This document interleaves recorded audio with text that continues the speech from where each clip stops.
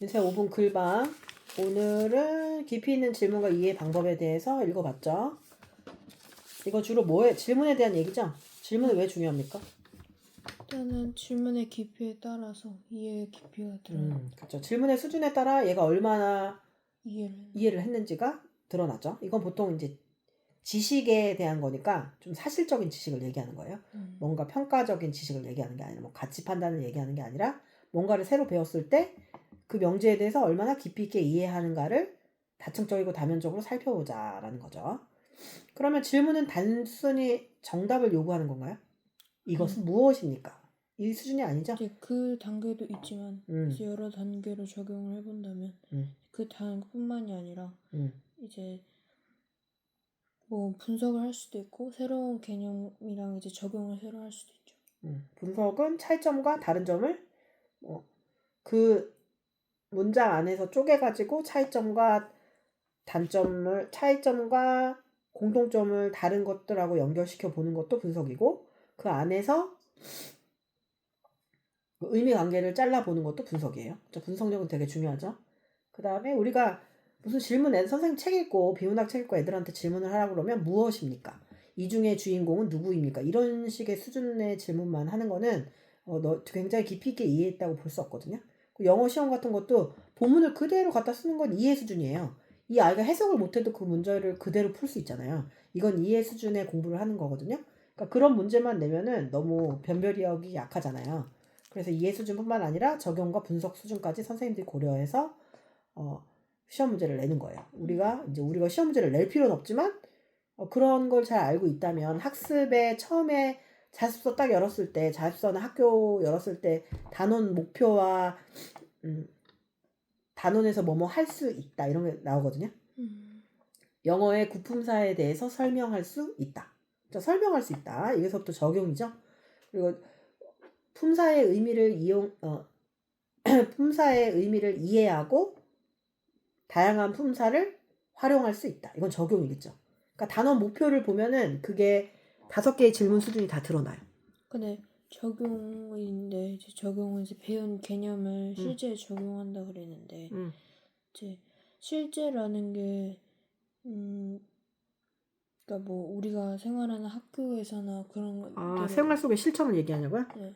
꼭 그것도 되는데 우리가 만약에 최소 공부에서 최대 공부에서 배웠잖아요. 그럼 그거랑 똑같이 나와요? 아니. 수학 문제에서? 애들이 수학 못하는 이유가 그거잖아요. 근데 거기에서 최소 공배수를 찾는지 최대 공약수를 찾는지 식별해야 되는 그런 게 있죠. 그게 다 적용이에요. 문제가 똑같이 하나도 안 바뀌어서 6분의 1의 분모를 찾아라. 그러면 6, 분자는 1 이렇게 찾잖아요. 이거는 적용의 문제가 아니죠. 이건 이해죠. 근데 한번 생각해야 되는 문제들. 이런 건 다 적용의 문제예요. 근데 그것도 실생활에 적용할 수 있는 예를 찾아본다. 그럼 적용이라는 지식의 단계 중에서도 높은 단계죠. 질문의 단계가 지식의 단계예요. 다층적으로 대상을 바라본다는 건 무슨 말이에요? 그러니까 여러 측면. 그렇죠. 여러 측면에서. 그러니까 왜 그랬을까 하고 생각하는 단계는 언제예요? 그럼 보통. 이해 수준에서도 왜가 필요하죠. 왜 분모라고 했을까? 분자보다 더 분모가 큰가? 아니면 분모가 엄마인가? 이런 식으로 생각해 볼 수 있죠. 근데 이거는 5개념이 형성될 수 있거든요. 설명을 듣고 나서 궁금한 거를 찾아보거나 선생님들한테 물어볼 수 있겠네요. 그죠? 그리고 분석에서도 왜 과거형하고 과거 분사하고 분리해서 만들었지? 왜 이름을 분리해서 따로 쓰는 이유가 뭘까? 근데 왜 둘 다 과거일까? 이런 식으로 생각해 볼 수 있는 거. 차이점을 구별해내는 거. 지금 이거 어떤 능력이에요? 지식 이해 적용 분석 중에? 분석이죠. 분석 능력이 굉장히 중요하겠죠? 선생님이 지금 이거 어떤 능력이야? 라고 이렇게 물어보는 거 있죠? 이것도 적용 능력이에요. 그래서 너무 재미없어요 라고 하는 거는 계속 이해 수준만 하고 있는 거야. 달달달달 외우고 있고. 근데 달달달 외우는 것도 정말 엄청 칭찬해요. 민서는 암기가 바탕이 돼야 적용과 분석이 된다고 생각해요? 아니면 암기는 좀 저차원적인 거라고 생각해요? 암기가 돼요. 선생님은 암기가 저차원적인 거라고 생각하지만 그 저차원적인 게 바탕이 안 되면 그 밑에 벽돌이 안 깔리면 절대로 집을 세울 수 없다고 생각해요. 그럼 암기는 중요하지 않다고 하는 사람을 보면 벽돌이 안 쌓인 것 같아요. 암기를 하고 나서 생각을 할 수도 있죠. 이해가 선행돼서 암기가 되면 정말 좋겠지만 우리가 모든 지식을 다 이해하고 선행할 수 있어요? 이해하고 그거를 암기를 하는 게 가당키나 해요? 가능해요? 잘 모르겠어요, 선생님은. 모든 걸 그렇게 가능하게 할 수는 없는 것 같아요. 그게 가장 최적의 조건이긴 하지만. 그래서 막 엄청 무식하게 막 옛날에는 막 교과서 외우고 막 이런 사람들이 있었잖아요. 처음에는 왜 저런 막노동을 할까라고 싶었는데 그 아이들이 그냥 선생님처럼 외우기 싫어하는 아이들보다 나중에 굉장한 깊이를 갖더라고요. 그런 굉장한 치열함 속에서 오히려 깊이 있는 질문을 하더라고요. 이게 암기는 삽질이 아니다. 오늘의 교훈이에요. 암기는 삽질이 아니다. 암기하는 자 분석할 수 있다. 근데 암기만 하는 거는 되게 이상하다고 생각하는데 일단 뭔가 밭도 없는데 어떻게 분석을 할 수 있겠어요. 근데 암기를 하면 이해가 어떻게 돼요? 암기를 하고 나면 그 개념이 이 개념이구나 하고 연관성을 이해할 수 있게 되죠. 그러면 암기하고 이해가 안 되면 그 다음 단계를 할 수가 없는 거예요. 그렇죠. 암기가 안 되면 그 다음, 그러니까 그 분석을, 그러니까 이건 좀 상호 연관이 있긴 한데 동명사가 이해가 안 가요, 민서가. 동명사가 이해가 안 돼가지고 아무리 해도 모르겠어. 그래서 외웠어요. 그러다가 어느 순간 딱 깨닫게 되는 거죠. 동사인데 명사처럼 쓰이는 거구나. 명사처럼 쓰이는 게 뭐구나 라고 알게 되는 거죠. 그럴 때 거기에서 분석을 할 수 있는 거죠. 동사처럼 쓰이는데 명사처럼 쓰이는데 동사구나. 그래서 동사 명사 둘 다 합쳐서 동명사라고 부르는군 하고 이해가 된 거잖아요. 근데 이건 지식 수준의 이해가 선행이 됐을 때 나중에 발견을 할 수 있는 거죠. 발견학습은 분석이라 할 수 있어요. 물론 모든 지식을 그런 식으로 습득할 수 있는 거는 굉장히 이상적이에요. 호기심이 많은 아이라면, 그리고 선생님에 대해서 그 정도로 집중할 수 있다면 학교에서. 근데 일단 모르겠다. 그러면은 포기하지 않고 거기에 대해서 되게 집요하게 암기를 하는 것도 필요한 수순이라고 생각해요, 선생님은. 안 그러면은 굉장히 제한된 시간에 계속 이해하겠다고 붙들고 있으면서 솔직히 이해를 하겠다고 붙들고 있는 마음은 또 뭐냐면은 필기하기 싫다 이런 것도 있거든요. 애들이 되게 쓰는 거 싫어해서. 질문은 사유의 경로다 이런 말을 하이데거가 했거든요. 무슨 말이에요? 질문이 사유의 경로다. 그러니까 질문이라는 게 우리가 생각할 수 있는 길을 만들어준다. 그렇죠. 길이 되는 거죠. 길. 생각의 길이 되죠. 그 말이 그 말이었구나. 선생님도 똑같거든요. 그러니까 맨날 똑같은 소리 들어도 맞다고 생각하다가 말하다가 깨닫는 경우가 있어요. 내가 지금 알았네 이렇게. 그래서 여기서 얘기하는 블룸의 6단계에 대해서 얘기하면 뭐뭐 있어요? 맨 처음에는 기억. 6단계요? 네. 기억, 이해, 적용, 분석, 평가, 창조. 그러니까 기억 이해를 지식이라고 하거든요. 지식 이해라고 하고, 근데 이해부터 좀 적용 능력이 필요해요. 똑같이 나오지 않는 거예요. 그 다음에 적용은 새로운 문제 해보는 거. 그 다음 분석은 아까 얘기했듯이 다른 점, 같은 점, 맥락을 확장해보고 그 안에서 분석들 잘라보고 이런 거. 분석이라는 것 자체가 자르는 거죠. 그다음에 평가는 이거는 옳은가, 이건 가치 있는가까지 들어가죠. 그다음에 창조라고 하는 건 종합이거든요. 그러니까 여러 가지를 다 아까 우리가 그때 보일의 법칙 했잖아요. 보일의 법칙을 통해서 새로운 인문학적인 생각을 해놨잖아요. 이런 걸 창조라고 해요. 됐죠? 그러니까 민서가 좋아하는 책이 있다면 그 책을 이런 식으로 분석해 보는 것도 되게 좋아요. 그럼 이거는 어디서 주로 사용해야 돼요? 어디서나 사용할 수 있어요? 이 질문 형식. 모든 지식에 다 사용할 수 있어요. 인간을 분석할 때도 사용할 수 있고요. 역사적인 사실, 과학적인 사실, 그 다음에 인문학적인 것도 가능해요. 그러니까 이거는 질문 자체가 질문을 위한 질문이 아니라 이 질문을 통해서 내가 사유하는 방법이죠. 지루하지 않는 생각을 할 수 있는 거죠. 계속 생각만 해. 이건 무엇입니까? 무엇입니까? 무엇입니까? 이걸 언제 외워요? 이러면서 화내고 있을 게 아니라 그런데 왜 이 용어를 다르게 썼지? 이 사람은 왜 비슷하게 썼을까? 이런 걸 생각해 보는 거죠. 근데 처음에는 민서가 뭘 몰라서 그런 게 아니라 내가 아는 게 있어야 생각을 하죠. 기본적으로 구구단을 알아야 곱셈을 하죠. 그죠? 그러니까 좀 맨 처음에는 스스로 생각하는 거를 연습을 해보라고 선생님 알려준 거예요. 강합성으로 그러니까 되게 쉬운 강합성으로 한번 이걸 이해 수준으로 한번 만들어 볼까요? 과합성이란 무엇이? 그렇죠. 지식. 그냥 그대로 그냥 이걸 몰라도 외우면 그냥 쓸 수 있는 거죠. 그죠? 예를 들면 분모는 뭡니까? 분자는 뭡니까? 삼국시대는 어떤 나라가 있나요? 고구려, 백제, 신라. 그 문학작품이라면 100년째, 500년째 뭐였죠 그거? 15. 15? 맞아요? 네. 500년째 15의 주인공 이름은 무엇입니까? 민서 옛날에 골든벨 울렸었잖아요. 학교에서. 그때 어떤 수준의 문제가 제일 많았어요? 이해 수준. 이해 수준이 많았어요? 그럼 그걸 거의 다 암기했어야 됐네요. 네. 그거 말고 적용이나 분석 수준은 없었어요? 없었어요. 근데 이제 분석 수준 이외의 수준이 되면 논란의 여지가 있거든요. 그래서 문제를 잘 안 만들긴 해요. 나는 이렇게 생각하는데. 같이. 당신은요? 난 이렇게 생각하지 않는데?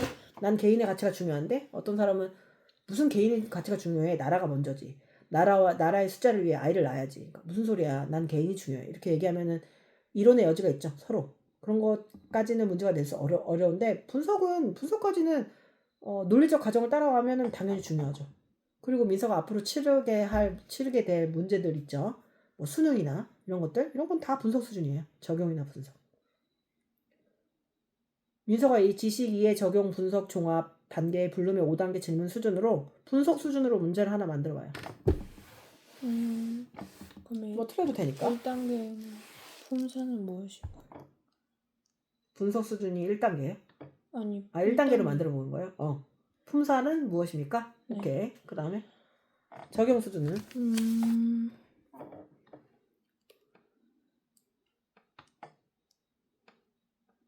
문제를 만들어 보면 되겠네요. 적용을 해봐도 되고. 우리가 자주 쓰는 사람의 이름은 어떤 품사일까요? 이런 거. 이런 것들. 아니면 민서야 하고 부를 때 민서야는 고유명사 더하기 혹격조사입니다. 이것의 품사는 무엇일까요? 이렇게. 감탄사라고 하면 안 된다고 그랬죠? 이런 식으로. 그 다음에 분석으로는요. 차이점과 다른 점, 차이점과 공통점, 그리고 원인과 결과를 얘기해주면 되겠죠? 네. 얘기해봐요. 용언과 체언의 차이는 무엇입니까? 용언과 체언의 차이는 무엇입니까? 그러면 용언은 활용을 하고 체언은 문장에서 변하지 않는 불변어입니다. 이렇게 얘기할 수 있겠죠. 이거 이제 요소 분석과 관계 파악까지 하면 내가 뭘 모르는지 다 나와요. 내가 아는지 모르는지 모르겠다 그 말을 많이 하잖아요. 그건 분석을 안 해봐서 그래요. 사람도 분석하면 되죠. 그러면 이제 지식을 읽고 질문하는 수준에서 1, 2, 3단계가 그래도 많이 나온다 그랬잖아요. 시험 수준에서. 근데 그러면 내가 이해를 했을 때 1단계여서는 별로 문제가 없었는데 2단계부터 걸리면은 거기서부터 생각을 더 해야 되는 거예요? 2단계에서 보통 많이 걸려요.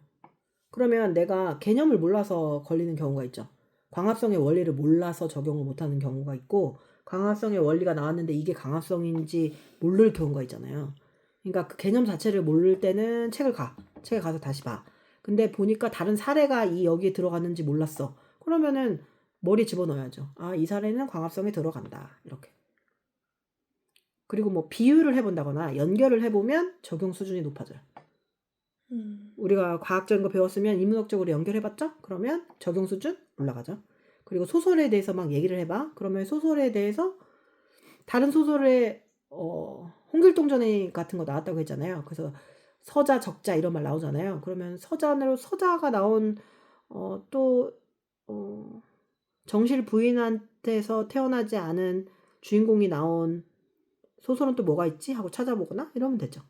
이건 좀 보통 때 시험 기간이 아니라 보통 때 이렇게 공부를 하는 게 좋겠죠. 안 그러면 너무 시간이 오래 걸리니까. 그러면 시험 볼 때는? 시험 볼 때는 어떻게 돼요? 처음에 배울 때는 깊이 있게 생각하고 모르는 거 적용한 다음에 모르는 거 써본 다음에 책을 보고 확인해 보거나 소스는 되게 많잖아요. 책, 자습서, 인터넷, 챗 GPT 또 뭐예요? 선생님도 이용할 수 있고. 그죠? 근데 모르는 거를 그냥 넘어가는 게 제일 문제예요. 내가 뭐가 모르는지 몰라서. 그죠? 민서는 이해 수준에서 적용 수준으로 넘어가지 못하는 가장 큰 이유가 뭐라고 생각해요? 그냥 1차원으로 생각하고 있어요. 아니면 이해를 잘 못했기 때문인가요? 아니면 차원이 낮기 때문인가요?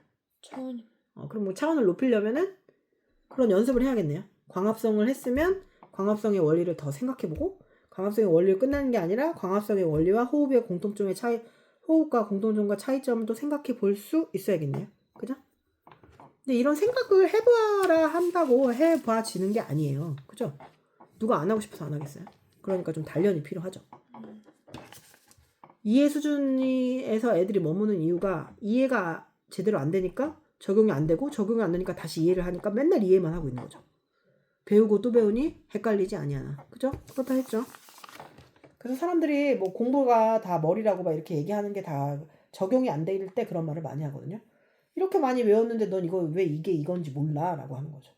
근데 그럴 때는 선생님의 도움을 받는 게 맞을까요? 스스로 깨쳐보는 게 맞을까요? 스스로 깨죠. 스스로 깨치는데 시간이 너무 많이 걸리면.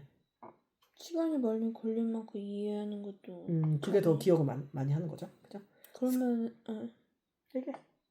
그러면은 수학에서도 뭐 무슨 도형 개념이 있다고 치면 뭐 대응각, 그다음에 대응변 뭐 이런 게 있다고 치면 거기에 대한 이제 문제가 나왔는데, 그러니까 각의 크기를 구하시오. 그럼 이것은 적용 문제 수준. 적용이죠. 수학 문제는 다 적용이라고 보면 돼요. 개념을 쓰라고 하진 않죠. 근데 이해를 했는데 적용이 안 되는 경우가 많잖아요. 그러면 확실히 그 개념을 모르는 경우도 있어요. 민서도 갑자기 자연수가 음수가 있는 줄 알았다면서요. 그런 거 똑같아요. 내가 알고 있다고 생각하는 걸 계속 의심해야 돼요. 자연수는 정수랑 똑같나? 그럼 왜 자연수란 말에 정수란 말을 또 썼을까? 이렇게 생각해 볼 수 있죠. 그래서 맥락을 확장해보고 가정을 전복해보는 거. 소설은 어떤 이야기라고 했어요, 선생님이? 가짜예요, 진짜예요? 가짜. 허구의 이야기라고 했는데 자전적인 소설은 그러면 이것도 가짜인가? 라고 생각해 볼 수 있죠. 그 위인전과 소설에 겹쳐지는 교집합이거든요. 그러면 가정이 바뀌는 거네. 일반적으로 소설이라고 하면 허구적인 이야기라고 했잖아요. 그럼 이거에 대한 생각을 아닐 때도 있네 라고 할 수 있죠. 그죠? 문학은 대부분 만들어낸 이야기라고 하는데 수필도 만들어낸 이야기인가? 수필은 만들어낸 이야기가 아니네 이렇게 생각해 볼 수 있죠. 결과를 생각해 보고 가정을 한 다음에 맞춰봐. 그리고서 틀리면 내 가정을 수정하고. 이해되죠? 근데 이게 지금 내가 지금 너한테 지금 알려준 이거 있잖아요. 지금 쉬운 말이 아니에요. 되게 어려운 말이에요. 쉽게 설명을 했을 뿐이지. 이게 된다면 스스로 공부하는데 자기 주도하는데 아무런 문제가 없어요. 그러면 이제 3단계로 이제 하자면 4단계부터는 좀 어렵고 4단계부터는 논란이 있을 수 있고 우리가 3단계까지 마스터가 된다면 4단계까지는 이제 할 수 있어요. 스스로. 4단계는 이제 대학교 가서 하는 거예요. 보통. 3단계까지가 안 되기 때문에 그러면 4단계가 이제 창조 아니면은 가치 판단 평가잖아요. 그럼 민서가 나중에 대학교 가서 논문을 써야 돼요. 이거 창조잖아요. 그러면 분석 능력이 없는 사람이 논문을 쓸 수 있을까요? 적용을 할 수 없는 사람이 다양한 이론을 합쳐서 새로운 가설을 만들어낼 수 있을까요? 그러니까 당연히 분석 능력이 높은 아이를 뽑겠죠. 학교에서는. 그러니까 누군가를 미워하고 괴롭히기 위해서 이해 수준의 문제를 안 내는 게 아니라 분석 수준의 문제를 풀 수 있는 아이가 나중에 창조를 할 수 있기 때문이에요. 근데 이제 선생님이 고등학생들 가르치면서 되게 가슴 아픈 부분이 뭐냐면 엄청 열심히 했어요. 같이. 근데 그 개념을 가지고 천군만마 같은 그 개념을 가지고 분석하지 못해서요. 너무 안타까워요. 선생님이 뭐 중세국어나 아니면 뭐 영어도 되게 복잡한 걸 알려주잖아요. 그러면 다른 지문에 되게 다른 형식으로 막 나오잖아요. 그러면 그게 그건지 모르겠다고 할 때가 있어요. 그럴 때는 가장 가슴 아픈 부분이에요. 그래서 지금 시간이 있을 때 그걸 좀 연습해보는 건 좋아요. 막 문제집 몇 개를 문제를 막 풀면서 막 급급해하는 삶보다는 이걸 좀 다른 식으로 생각해볼까 하고 빠져보는 몰입의 경험 있잖아요. 이게 나중에 아주 깊이 있게 민서한테 도움이 될 거예요. 막 벌벌벌벌 하면서 막 가지수를 늘리고 막 쫓기듯이 하는 공부는 계속 이해 수준에서 맴돌고 있는 거예요. 그거 되게 개탄스러운 일이죠. 이해 수준. 근데 그것도 안 하는 애보다는 박수를 받을만 한데 그것만 하고 있다면 헷갈리지 아니한가. 그럼 용어 할 때 좀 유리할 것 같아요. 뭐 중력이라든지 중력을 이해하고 그다음에 중력을 생활에 겹쳐서 적용해보고. 그렇죠. 적용하고 생각을 다각적으로 하는 거. 융합적 사고라고 해서 이과인데 문과적인 생각을 하는 애들 있죠. 그런 애들한테 되게 유리해요. 모든 시험들이. 그리고 문과인데 되게 막 도식화도 잘하고 식으로 막 만들어내는 애들 있잖아요. 그것도 수학하는데도 되게 도움이 되고. 그래서 이해와 적용 수준으로 넘어가는데 나는 머리가 나쁘다. 나는 딸린다라는 생각보다는 아직 트레이닝이 되지 않았다라고 생각하는 게 맞죠. 그 트레이닝해서 올라가고 나아지는 아이들 선생님 많이 봤기 때문에 민서도 좀 시간을 갖고 한번 해봐요. 근데 그거 있죠. 선생님이 단어 외우라고 줄 때 있잖아요. 이거 뭐예요, 단어는? 단어는 이해 수준. various를 알아가지고 다양한을 배울 거면 그거 이해잖아요. 이거는 어떻게 납득시켜줄 수가 없는 거야. 언어기 때문에. 근데 그거를 이해시켜달라고 하는 애들이 있거든요. 내가 무슨 수로 단어의 의미와 의미의 자의적인 그런 거를 자의적인 이벤트가 영어로 이벤트잖아요. 이걸 어떻게 아이들한테 이해해 줄 수 있겠어요. 이건 그냥 떼쓰는 거야. 땡값을 부리는 거야. 이해 부분에서 그냥 되게 당연스럽게 받아들여야 할 부분은 인정할 부분이 있어요. 근데 당연히 문법이나 이런 건 적용과 분석이죠. 어떨 때는 ing는 분사인데 왜 어떨 때 ing는 동명사야. 이건 생각해 봐야지 스스로. 그죠? 이걸 보고 가장 충격적이거나 재미있었던 부분 아니면 이해가 안 되는 부분이 있다면? 아니 근데 좀 왜 적용이 먼저 오는지.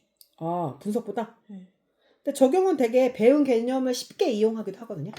체험과 용언이 다른 점은 이거 이용할 수 있죠. 왜? 우리 불변어로 이미 알려줬잖아요. 그러니까 이해 수준에서도 적용할 수 있는 게 많아요. 그렇잖아요. 아니 그냥 이해를 하고 그다음에 분석을 한 다음에 분석을 하면 이해가 더 잘 되니까 거기에 맞대서 사람이 적용하는. 그럴 수는 있는데 이 적용을 얘기하는 건 실제 개념에 적용한다는 의미보다는 여기서는 새로운 문제 응용을 풀어본다. 이 정도가 더 높죠. 그러니까 난이도가 분석이 훨씬 높죠. 왜냐면 분석은 요소 간의 관계와 그 다른 개념을 또 가지고 와야 되는데 적용은 그 개념을 갖고 하는 거잖아요. 그러니까 만약에 자연수면 자연수에 대한 개념만 하고 식별만 하면 되는데 분석은 자연수뿐만 아니라 또 다른 거 가지고 와가지고 그 관계를 파악해야 돼요. 그래서 국어, 사회, 과학, 도덕, 수학 이런 거에서 다 해볼 수 있는 거예요. 아마 선생님이니까 근데 이걸 어떻게 해요? 라고 당연히 묻겠죠. 그거 보면은 학교 시험 보기 전에 옆에 단원 목표 나와 있잖아요. 시험 말고 교과서에. 선생님들이 수업하실 때 단원 목표 쓰세요? 그렇군요. 단원 목표를 쓰시는 선생님이 좋은 선생님이에요. 단원 목표를 안 쓰면은 네가 찾으면 돼요. 교육 과정에 단원 목표는 항상 명시되어 있거든요. 그 단원 목표를 찾아서 그걸 설명할 수 있으면 분석까지 하는 거예요? 그렇죠. 그 단원 목표를 위해서 우리가 다 그걸 배우는 거예요. 뭐뭐를 설명할 수 있다. 설명할 수 있다는 적용이죠. 차이점과 공통점을 분별할 수 있다. 이건 분석이죠. 자습서에나 어디에나 영어도 단원 목표가 나와 있거든요. 원래 단원 목표는 항상 써야 해요, 선생님이. 근데 바쁘시니까 안 쓰시고 아니면 그걸 쓰고 있으면 애들이 또 난장판을 만들어서 안 쓰시나 본데 그거는 선생님이랑 상관없이 니네가 알아야 할 일이에요. 단원 목표를 보고 그래서 이거 하는구나. 그래서 제목 보잖아요. 단원 목표 나오고 제목하고 단원 목표 다음에 품사의 제목이면 뭐 이런 거죠. 우리말의 종류와 활용. 이게 제목이겠죠. 그러면 우리말의 종류가 품사인가? 하고 생각해 볼 수 있고. 제목을 보면 다 알죠. 제목을 보면 국어는 제목이 다라고 그랬잖아요. 근데 제목 죽을 하고 아닐 거야. 죽도록 읽지 아니한다. 됐죠? 또 이 지식의 5단계 수준에 대해서 얘기하자면 더 어렵게 느껴졌어요? 더 어렵게 느껴질 수밖에 없죠. 내가 딱 지금 이해 수준에 머물러 있는. 이해 수준에 머물러 있으면은. 근데 그러면 문제를 제대로 안 읽어서 틀리는 거 어느 수준에 이해 수준이에요? 적용 수준이죠. 적용? 네. 문제에서 원하는 대답 못 하잖아요. 적용을 못 하는 거죠. 이해는 충분히 했는데 그리고 그러다 보면 100% 이해가 아닐 수도 있어요. 그게 그 소리예요? 아니면 조사를 잘못 읽거나 이거 이해가 잘못된 거예요. 오빠. 그거 말고 이제 한마디로 해보세요. 본인의 정보를 얘기하지 마시고. 한마디로. 블룸의 5단계는? 블룸의 5단계는 어떤 거다? 더 깊이 알아가는 거다. 과정이다. 선생님만큼. 깊이 있는 과정이다. 선생님은 단원의 목표와 제목 그리고 이해 적용 분석이 전부다.